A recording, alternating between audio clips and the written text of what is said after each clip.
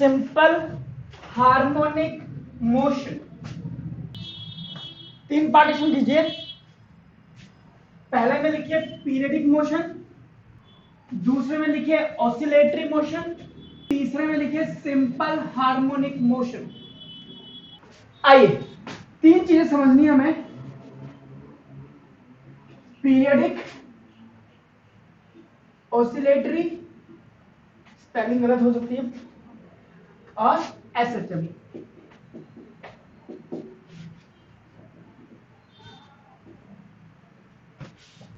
Periodic word बता रहा है पीरियड। पीरियड का मतलब एक पर्टिकुलर टाइम के बाद, पर्टिकुलर इंटरवल के बाद में कोई चीज रिपीट होती है, इसको हम बोलते हैं पीरियडिक। जैसे पीरियडिक टेबल थी, पर्टिकुलर एलिमेंट के बाद में प्रॉपर्टीज उसकी रिपीट करती थी। तो हर वो मोशन जो एक पर्टिकुलर टाइम इंटरवल के बाद में रिपीट होता है उसको हम बोलते हैं पीरियडिक मोशन। फॉर एग्जाम्पल मेरा मोशन देख लो, मैं कहीं से भी घूमता घामता आऊंगा, रात के 8:30 बजे यही मिलूंगा, पूरा दिन कहीं घूमूंगा, अगले दिन 8:30 बजे फिर यही मिलूंगा। अर्थ जो सन के चारों ओर घूमती है ये भी एक पीरियडिक मोशन है, सर्कुलर मोशन भी एक पीरियडिक मोशन है। आप एक स्प्रिंग को खींच करके छोड़ दोगे तो बार बार ऐसे करेगी, ये भी एक पीरियडिक मोशन है। लिखिए इस बात को, the motion which repeats after a the motion which repeats after a fixed interval of time, the motion which repeats after a fixed interval of time. For example,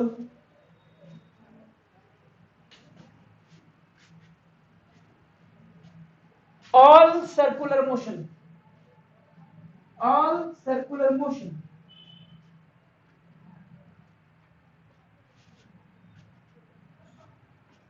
आपने घड़ी का पेंडुलम देखा होगा, ये पेंडुलम होता है ऐसे ऐसे ऐसे ऐसे ऐसे करता रहता है, ठीक है? तो वो भी ब्रेक में ना pendulum motion, pendulum motion,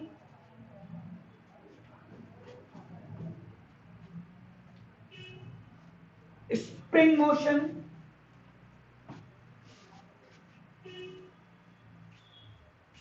and all to and fro motions, all to and fro motion। To and fro motion क्या होता है? एक पॉइंट के आसपास, टू एंड फ्रो को बोलते हैं इर्द गिर्द। तो इर्द गिर्द जो मोशन होता है इस तरह का, उसको बोलते हैं टू एंड फ्रो मोशन। बिल्कुल नहीं, हाँ कह सकते हो आप, बात करेंगे उस पर भी आइए। आइए oscillatory motion, oscillatory motion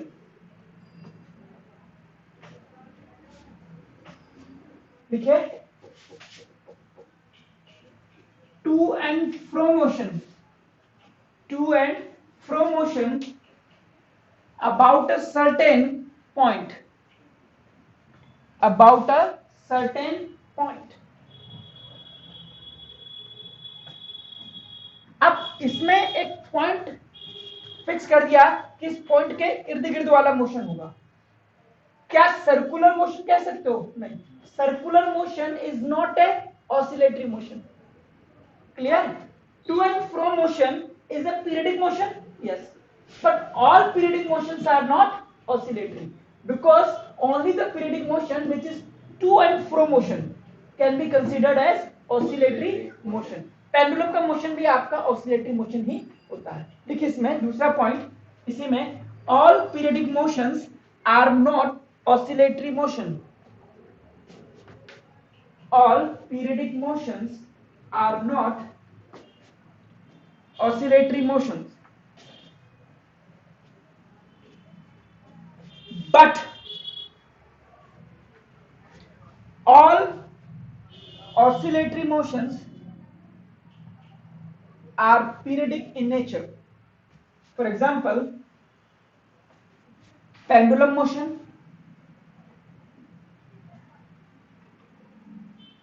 all vibratory motion, vibratory ये वाला मोशन एक पॉइंट के आसपास होता है, all vibratory motions। आ गई है, they obey F is equals to minus k x की power n, here n can be 2, 3, 4. बात करेंगे इसके ऊपर भी. आगे लिखे सिंपल हार्मोनिक मोशन.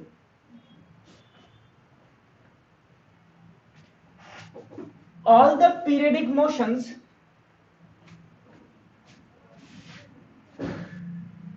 यही कहो और को हटाओ, और हटाओ. The periodic motion of a body, the periodic motion of a body about a fixed point,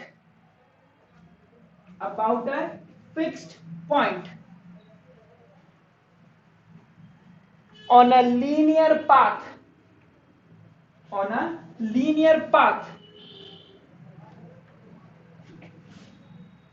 under the influence of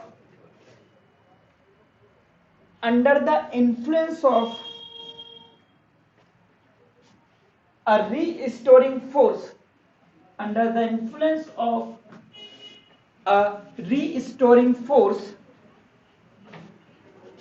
acting towards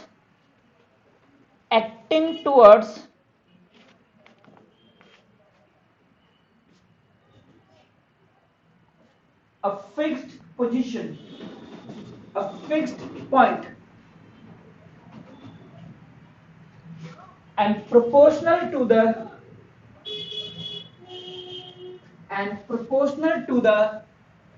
displacement of body,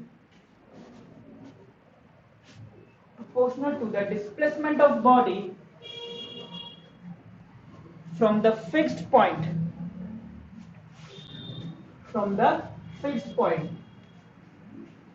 means F is proportional to minus kx. अगर इसमें n की value 1 हो जाती है तो ये क्या बन जाता है, SHM. तो all oscillatory motion cannot be SHM, but all SHM are the oscillatory motion. Basically इसमें जो लाइन दिखाई है वो है लीनियर पाथ. अगर आपका पेंडुलम है वो ऐसे जा रहा है तो ये आपका ऑसिलेटरी मोशन है, क्योंकि ये पाथ देखिए आप कैसा जा रहा है, कर्व्ड पाथ है. लेकिन अगर मैं इसका डिस्प्लेसमेंट कम कर दूं और ऐसा कर दूं तो ये SHM शो करने लग जाएगा. तो जनरली अगर ऑसिलेटरी मोशन में डिस्प्लेसमेंट की वैल्यू कम कर दोगे तो वो किस में चेंज हो जाता है, SHM में. पढ़ के देखिए एक बार. तो मैंने यहाँ एक बात करी है कि एक रीस्टोरिंग फोर्स होता है, ये F किसके प्रोपोर्शनल होगा, डिस्प्लेसमेंट के. जितना ज्यादा डिस्प्लेसमेंट आएगा उतना ज्यादा फोर्स लगेगा. देखिए फोर्स हमेशा डिस्प्लेसमेंट के अपोजिट डायरेक्शन में होगा. एक नोट कर लीजिए. अब ये तो खत्म हो गया, मैं इसको एक्सप्लेन करूंगा. पूरे हमें ये पढ़ना है. तो नोट लिखिए, द मैथमेटिकल फंक्शन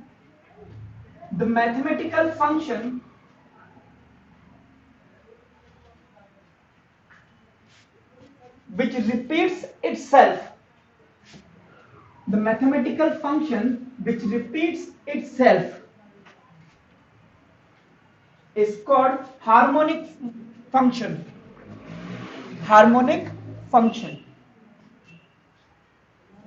अब मैथमेटिक्स में ऐसे फंक्शन जो बार बार रिपीट होते हैं, जैसे साइन थीटा.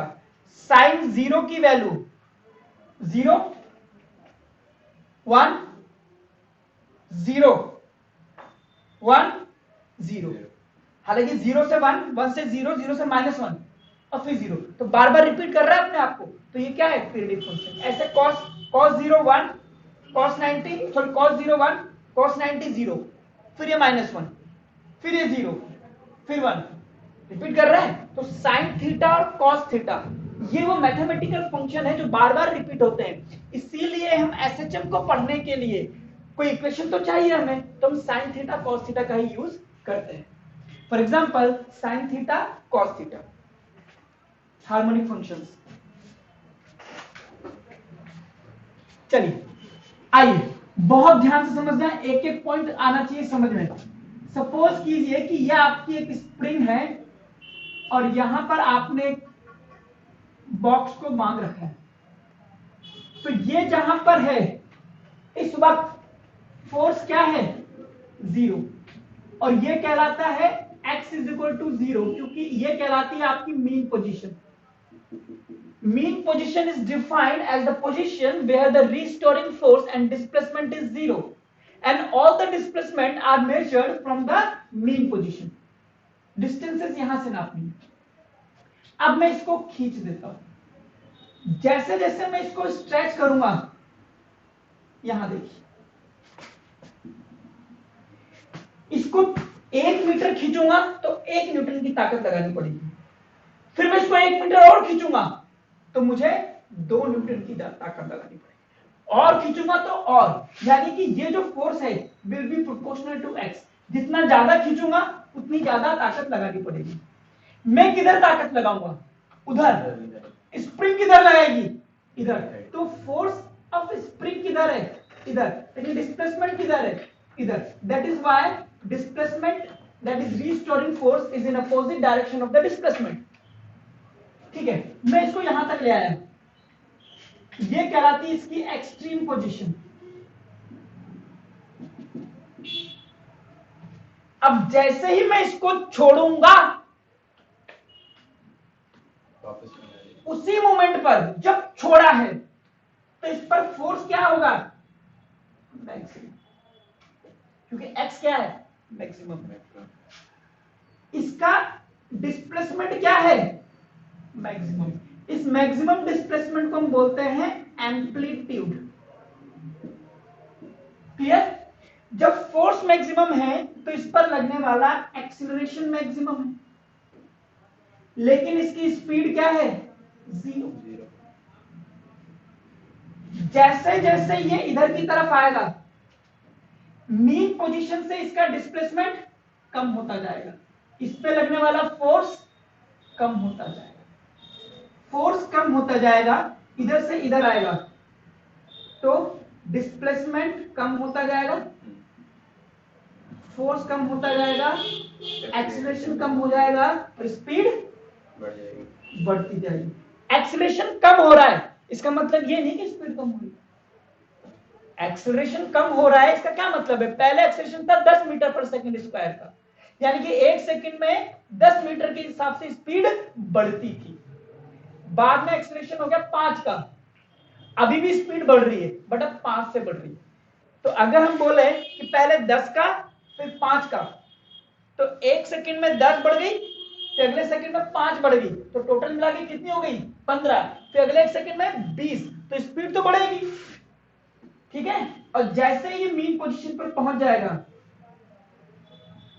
इसका x क्या हो जाएगा? 0. फोर्स क्या हो जाएगा? 0. एक्सेलरेशन क्या हो जाएगा? 0. बट स्पीड कैसी हो जाएगी? मैक्सिमम. अब देखिए, जब ये इधर आएगा तो इसका डिस्प्लेसमेंट बढ़ेगा, इस पे लगने वाला फोर्स बढ़ेगा, एक्सेलरेशन बढ़ेगा, बट ये फोर्स इधर लगेगा और स्पीड इधर की तरफ है. तो ये एक तरह से रिटार्डेशन का काम करेगा और ये एक बार रीस्टोरिंग फोर्स होगा. तो रिटार्डेशन का काम करेगा, जिसकी वजह से इसकी स्पीड क्या होती जाएगी? कम होती जाएगी. और सपोज करो ये इधर गया 3 मीटर, तो इधर भी 3 मीटर तक आ जाएगा. और जब ये यहां पर आ जाएगा तो यहां पे आके रुकेगा, यानी कि स्पीड क्या हो जाएगी इसकी? 0. बट यहां पे जितना कम, जितना यहां मीन पोजीशन से डिस्प्लेसमेंट क्या हो गई? बढ़ गई. डिस्प्लेसमेंट मैक्सिमम है, फोर्स मैक्सिमम, एक्सीलरेशन. लिखिए सर, मीन पोजीशन वो पोजीशन होती है जहां पर फोर्स 0 होता है. ठीक है, चलिए और समझते हैं. ये तो हमने बेसिक्स बता दिए कि क्या होता है. एसएचएम यही चीज है एक्चुअली.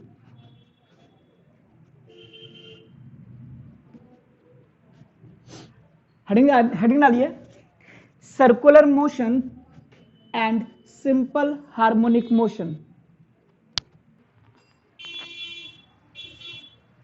ये कुछ सर्कल है, ठीक है, जो 4 पार्ट में बढ़ता है.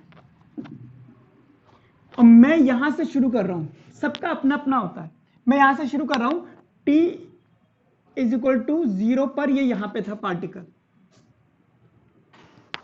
और धीरे धीरे पार्टिकल पहुंचता है अपनी 1 पोजीशन पर। इसको हम बोलते हैं फेजर, इसकी घूमती हुई रेडियस। फेजर पहले यहां था, फिर यहां था, फिर यहां था, फिर यहां था, यहां था, ठीक है।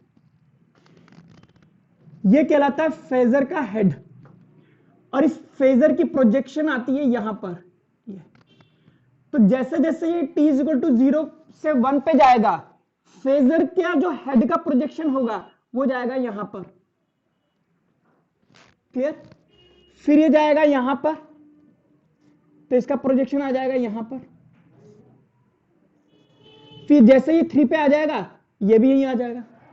तो ये 0 से a डिस्टेंस तक इसने कवर कर लिया।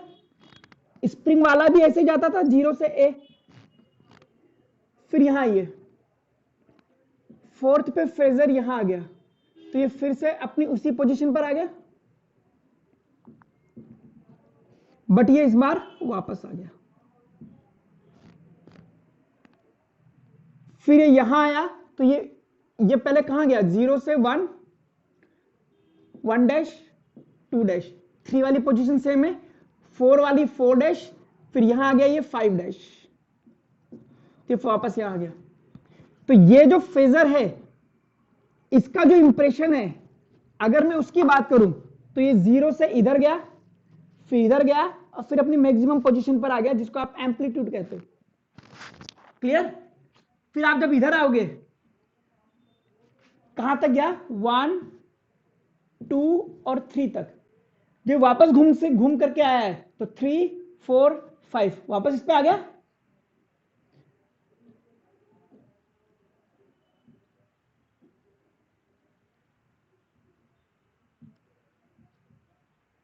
जब ये 5 से गया 6 पर, 7 पर, 8 पर और 9 पर, तो इसका फुट इधर इधर इधर चला गया,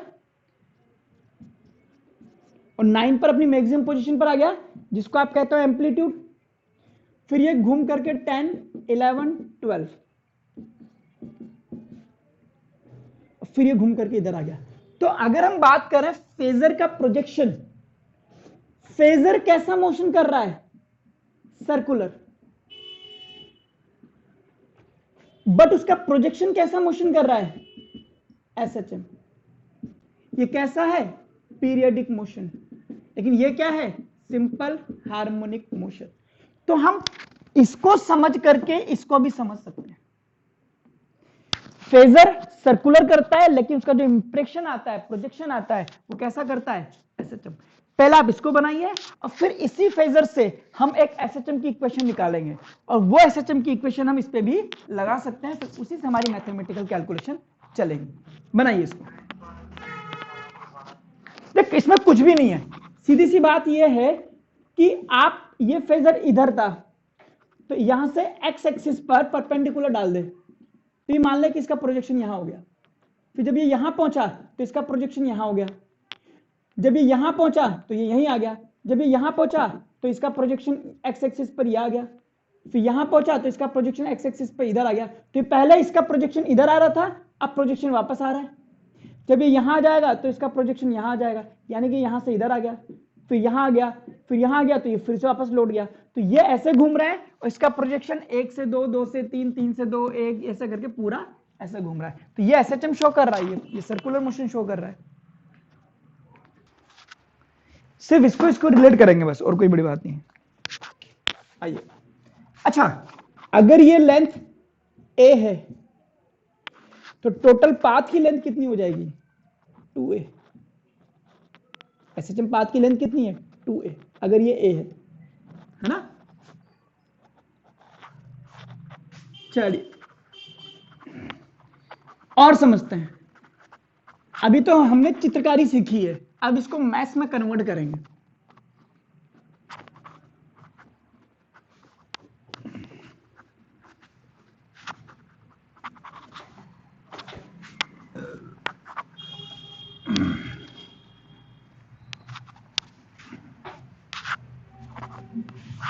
चलिए साहब,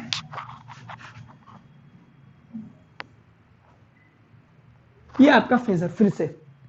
अब मैं ये मान रहा हूं, सिर्फ कोई भी क्वेश्चन करते समय ये याद रखना कि हमने क्या पढ़ा है, किस तरह से इक्वेशन आई थी। हमने इस y एक्सिस से t इज इक्वल टू 0 पर यहां से स्टडी शुरू करी। जब मैंने स्टडी करी वो फेजर यहां था, फेजर की स्टडी कर लूंगा तो एसएचएम की स्टडी अपने आप हो जाएगी। और यहां से कितने एंगल पे था, फाई एंगल पे था। फिर टी टाइम में ये फेजर यहां पर आया और इसकी फेजर की एंगुलर स्पीड थी ओमेगा।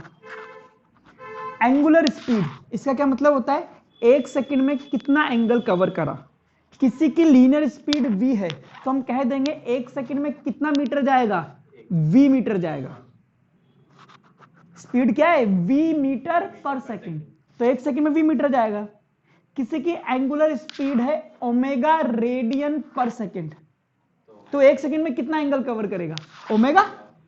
तो t सेकंड में कितना एंगल कवर करेगा, ओमेगा टी।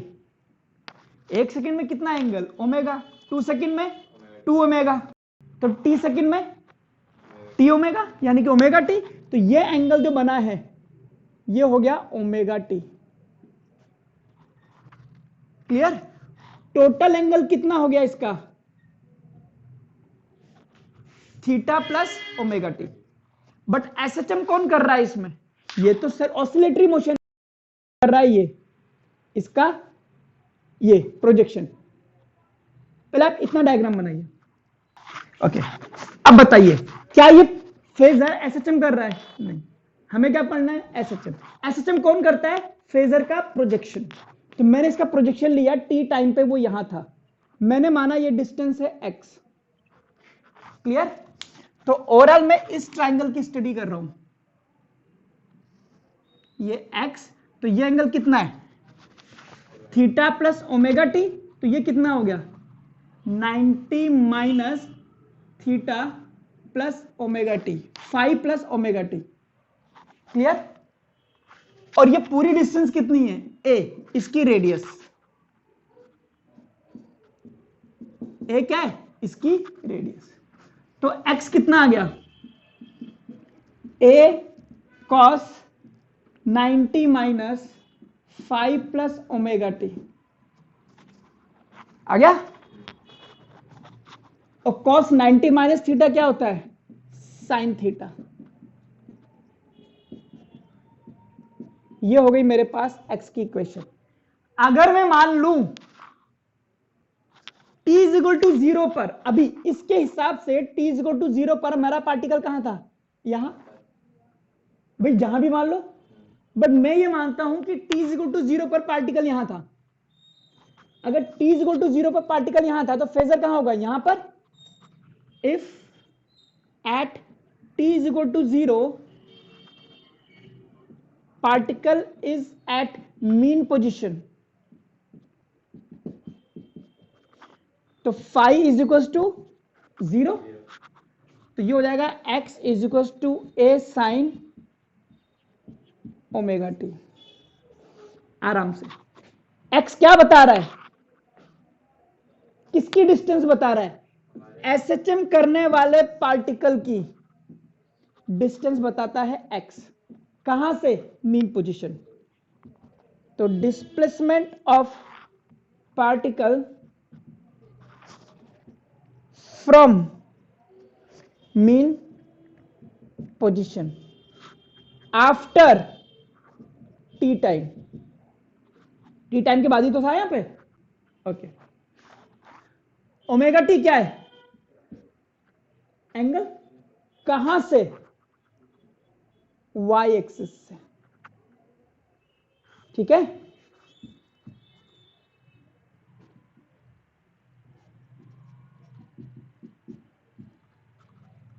कई लोग इसको उल्टा भी पढ़ा सकते हैं, वो भी सही होता है। लिखिए इसको, इसी फेजर को कई बुक में बोल देगा t इज इक्वल टू 0 पर ये यहां था 5 पर, और t is equal to t पर ये आ गया ओमेगा टी। और प्रोजेक्शन ले लेंगे यहां पर इस चीज को, तो उस केस में इक्वेशन आएगी y equals to a sine omega t. तो इसका प्रोजेक्शन इधर ले रहे हो ना, तो SHM ये वाला होगा। y क्या है? Displacement of particle from mean position after T time. चलो, लेकिन ओमेगा टी क्या आ जाएगा इस वक्त? Angle from x axis. उसमें क्या था? डिस्प्लेसमेंट अगर एक्स एक्सिस में है तो एंगल वाई एक्सिस से, लेकिन डिस्प्लेसमेंट अगर वाई एक्सिस से है तो angle from x axis.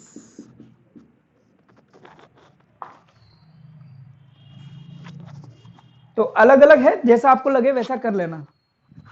If at t is equal to 0, और अगर कुछ नहीं कहता है तो हम t इज इक्वल टू 0 पर ही मानते हैं पार्टिकल को, है ना। If x is equal to 0, if t is equal to 0, particle is at mean position, particle is at mean position, then find out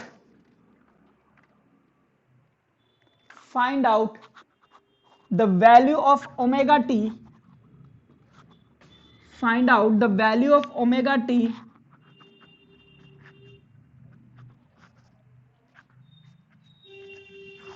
if number 1 x is equal to a by 2, a is the amplitude, या x is equals to a by root 2,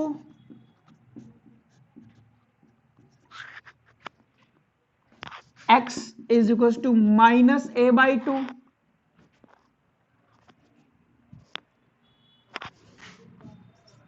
x is equals to minus a by root 2।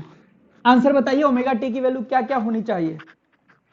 इस तरह के questions में visualisation important है, सारी चीजें maths निकाल के देगी आपको। पहले वाले का आंसर देते हैं, x is equal to a sine omega t. a की वैल्यू क्या बोल रहा है? a by 2। तो ओमेगा टी आ गया पाई बाई 6, यानी कि 30 डिग्री। कोई दिक्कत नहीं, बट आप सोचिए, अगर मैं ये मानता हूं कि मेरा फ्रेजर एंटी क्लॉकवाइज आ रहा है और पार्टिकल यहां पर है a बाई 2, तो फेजर की कंडीशन क्या हो सकती है? या तो फेजर यहां है या फेजर यहां है। दो आंसर होंगे इसके। अगर फेजर यहां है तो ये आपके पास निकल गया पाई बाई 6, जो आपने एक आंसर दिया। लेकिन हो यह भी सकता है कि पार्टिकल ऐसे जा, आपने क्या बताया? आपने बताया कि पार्टिकल ऐसे जा रहा है और a बाई 2 पर पहुंच गया मीन पोजीशन से, बट हो यह भी सकता है कि पार्टिकल यहां से वापस आते समय a बाई 2 पोजीशन पर हो। इसका आंसर तो दिया नहीं आपने, तो आंसर अधूरा हो गया, 11th क्लास वाला आंसर। तो अब आप सोचिए कि ये कितना एंगल होगा, ये बताने वाली बात है। तो इसके लिए मैथ्स लगेगी।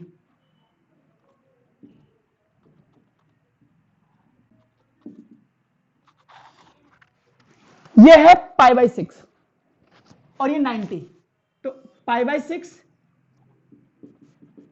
Pi by 6, pi by 6, clear? Again pi by 6, pi by 6, pi by 6, pi by 6, pi by 6, pi by 6, pi by 6। ठीक है, तो पाई बाई 6 एक आंसर आपका ये हो गया। दूसरा आंसर कौन सा होगा?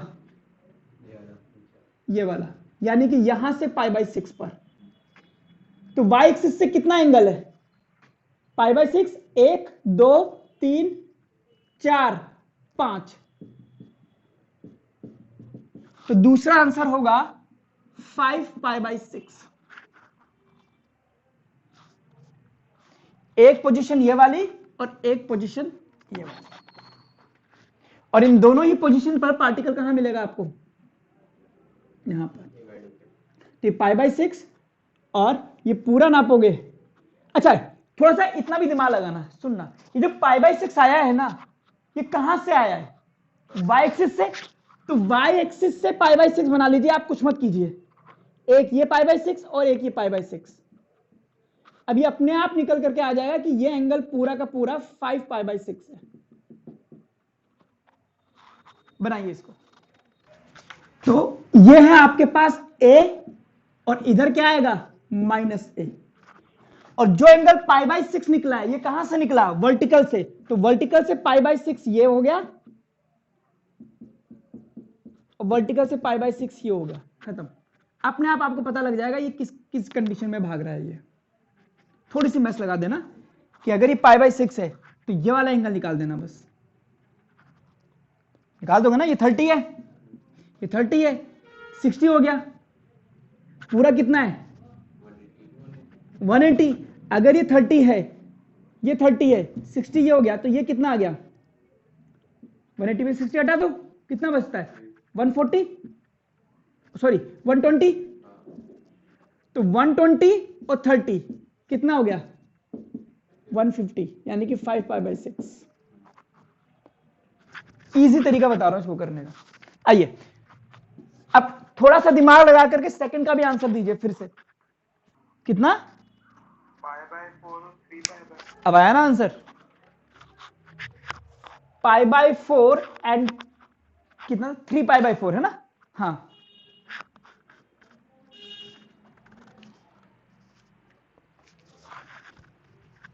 देखिए एक बार फिर देख लीजिए, किसी को थोड़ा सा भी शक रह गया हो तो फिर से करता हूं इस क्वेश्चन को।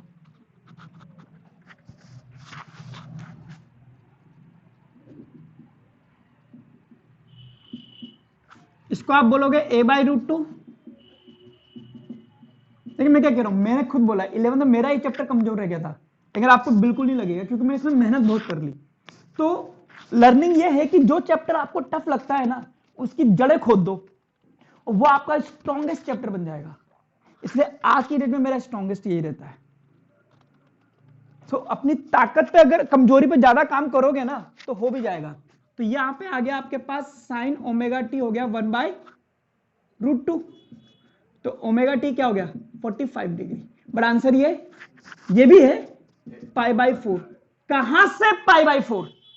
वर्टिकल से। कुछ नहीं करना, सर्कल बनाना है और ये बताइए a/√2 है -a/√2 है? a/√2। तो अगर मैं इसको प्लस मानूं, इसको नेगेटिव मानूं, तो ये डिस्टेंस हो गई मेरे पास a/√2। तो फेजर मेरा यहां होगा या यहां होगा। तो ये एंगल कितना है? ये भी कितना होगा? अब मैच देखो, ये वाला एंगल निकाल सकता हूं 180 में से करके, बट मैं फिर भी बता दूं, ये π/4, तो ये भी π/4, ये भी π/4, π/4, π/4, π/4, π/4, π/4। तो ये वाले दोनों एंगल चाहिए। तो π/4 1 2 3 3π/4, ये π/4 और ये पूरा वाला 3π/4। तो आंसर है π/4 एंड 3π/4। नेक्स्ट कीजिए।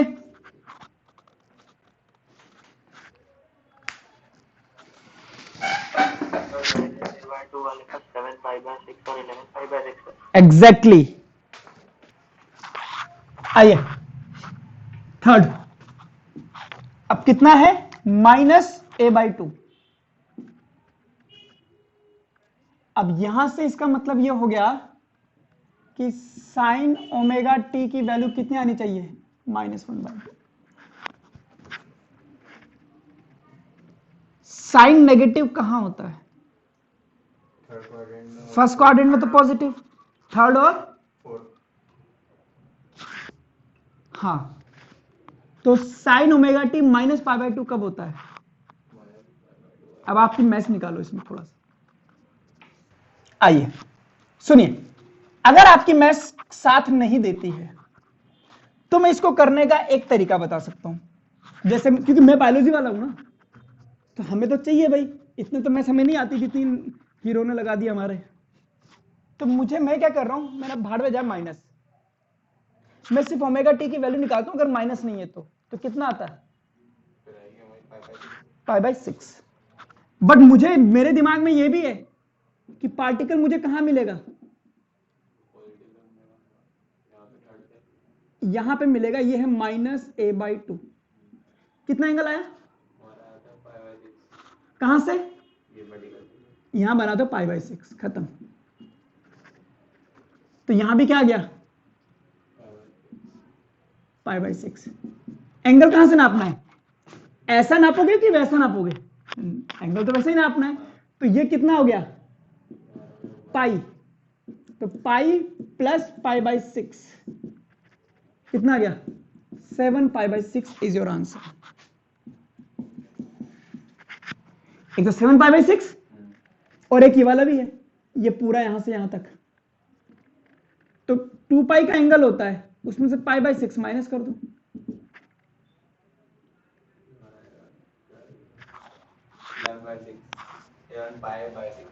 है